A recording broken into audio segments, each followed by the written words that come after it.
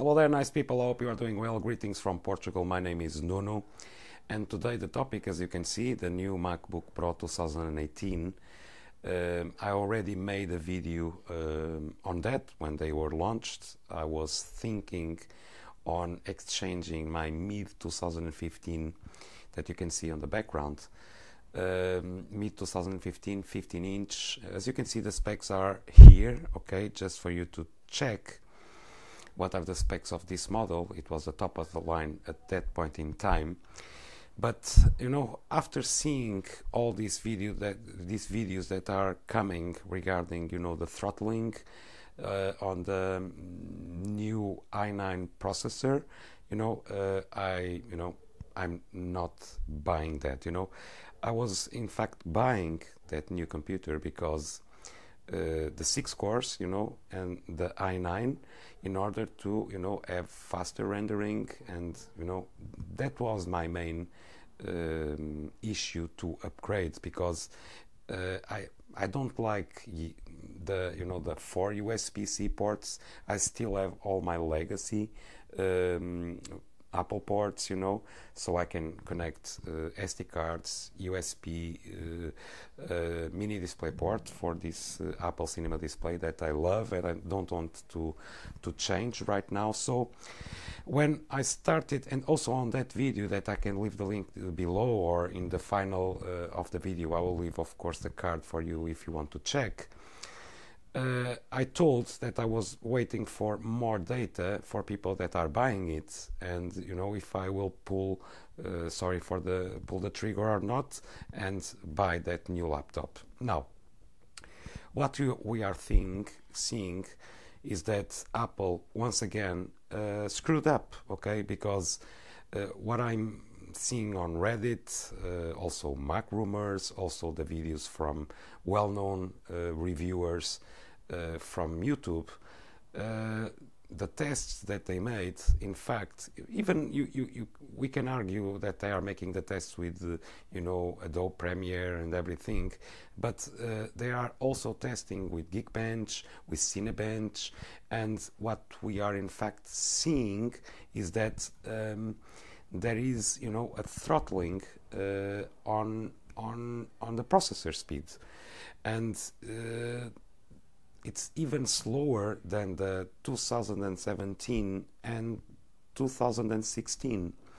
I'll show you here some. Of course, we'll go. I'll put this camera in order to show you my tests and what happened on a 2.5 gigahertz Core i7, this model, if there is any throttling or not. Now, my theory, and this is only a theory, is that Apple, once again are misleading the customers. And I'm making here a conspiracy, or trying to make here a theory is that they have the same chassis from 2016 and 2017, the USB-C models, and what they put is a 6-core Core i9 processor in the same chassis with the same cooling system. Now, if that happened, that is wrong, because if Apple thinks that Apple users are stupid, they are very, very wrong. And in fact, a few days after, when people starting to use the computer in this full capacity, well, they are seeing that is slower than the older models. Now, huge issue here. If Apple, for saving some money, use the same chassis and the same cooling system than the previous model, and upgrade it for the i9 processor, in order for people, be all enthusiastic. Oh, i9, I'm going to buy it.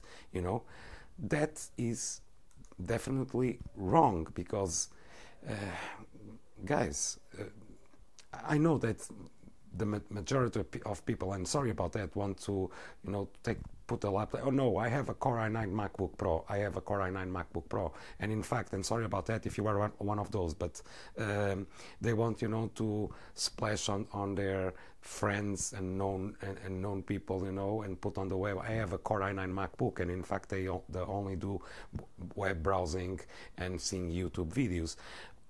You know, is only to I have one, but in fact, for the people, the prosumer and the pro people that bought that computer, you know, that is a huge mistake. That's, you know, Apple is taking their customer as a foolish guy, and that is in fact bad. Again, bad. We are seeing year after year after year after year Apple doing this to their customers. You know, I have plenty of videos on ranting about Apple, guys. I have. And in fact, and you can see I'm not a Windows user. I was a Mac enthusiast, okay? Not a sheep. I only buy things that in fact are useful for me. A 2010 Apple Cinema display, Steve Jobs era, okay, still working without any flaws. A MacBook Pro mid 2015 that for me, it's not that I have one. For me, it is the best laptop that Apple made, okay? So it still works without any flaws, and I was considering the i9, okay, for speeding up my process, my work process regarding photos and video editing, guys. Now, no, not at all. It was expensive, and since now we are seeing this, good. I will keep my money in my wallet, guys. It's not going to the Apple Bank. No, it's not. Now, I'm going to show you what this computer is still capable of, and showing you also if there is any throttling and Geekbench and, you know, Cinebench, and you will see, you know, with the Intel management control what this computer is able to do 3 years after. So let's go ahead without further ado. I will not make a screen recording in order to perform the Geekbench, you know, all the tests, you know, without having background processes, and we'll go through there. Okay, guys, so let's move this camera, and I'll be right back. So let the tests begin. Let's open here Cinebench.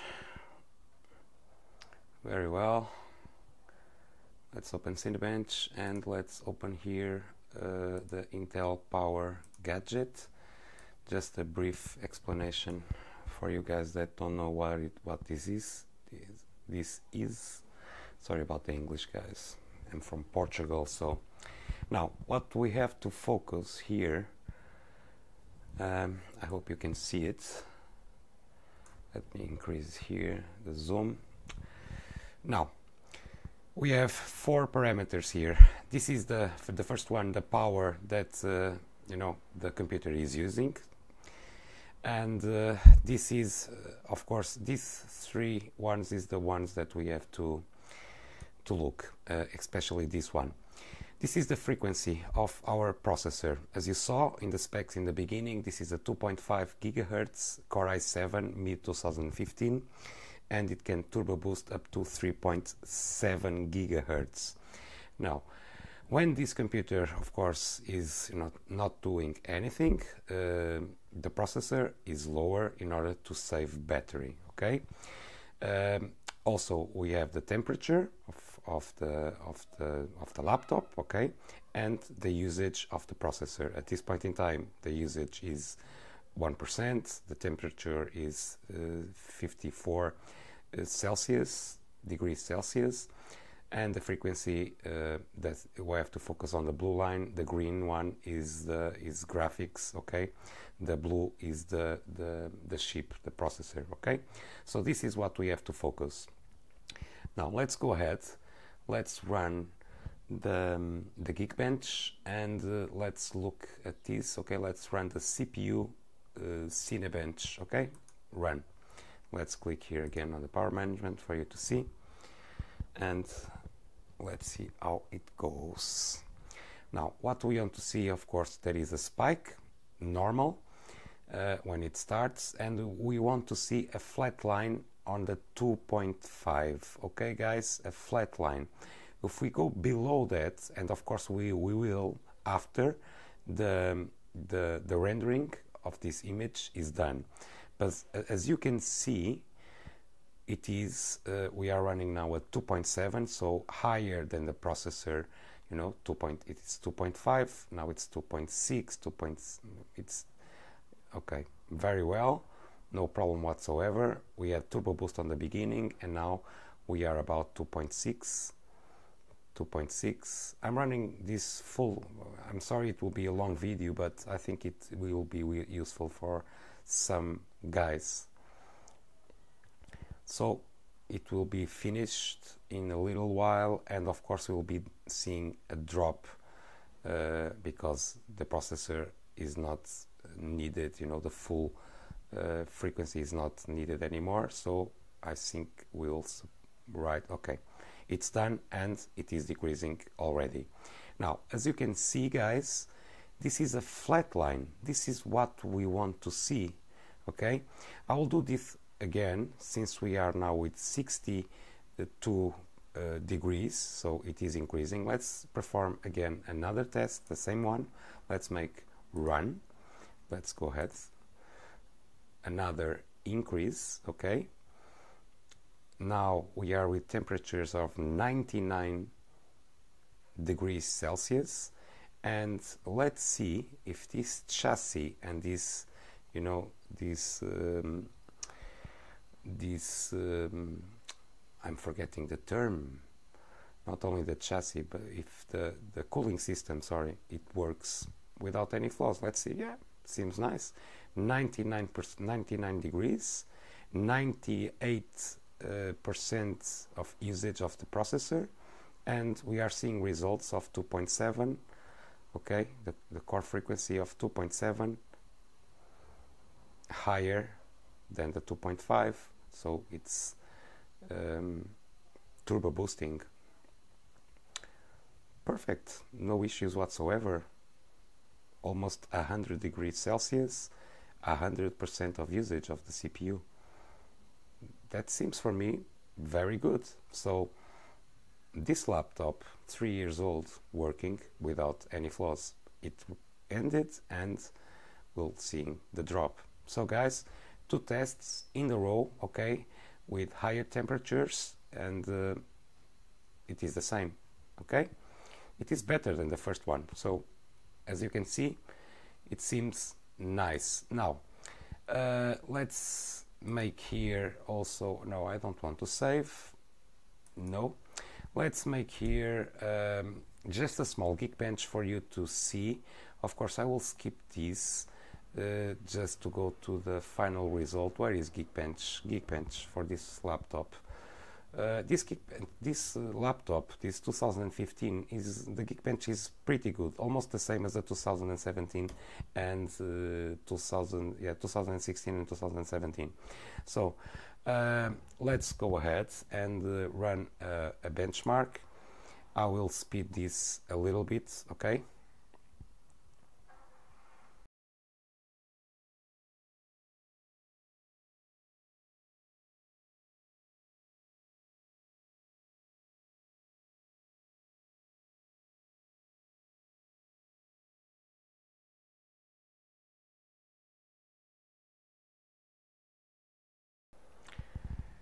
So final results, as you can see,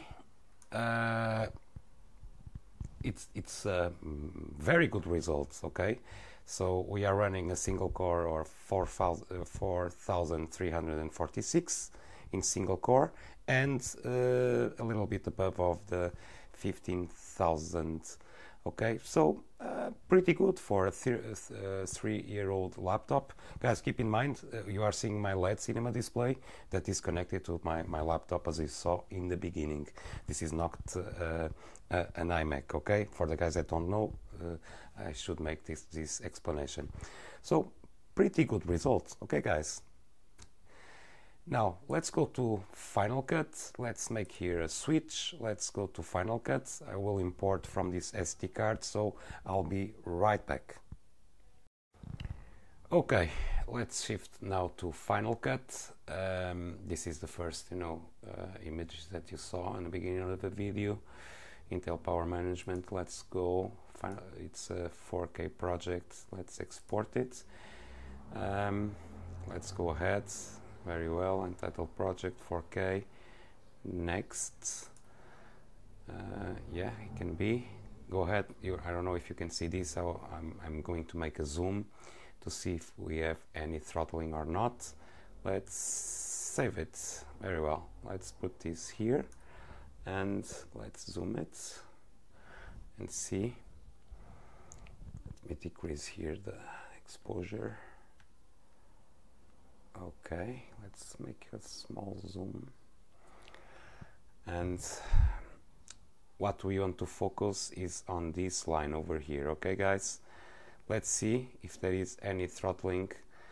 This is what we want. So a small spike over here. Okay, and now this is the 2.5 regular, and of course it will decrease when it's not needed anymore and the export is almost done, and it will be still 2.3, 2.3.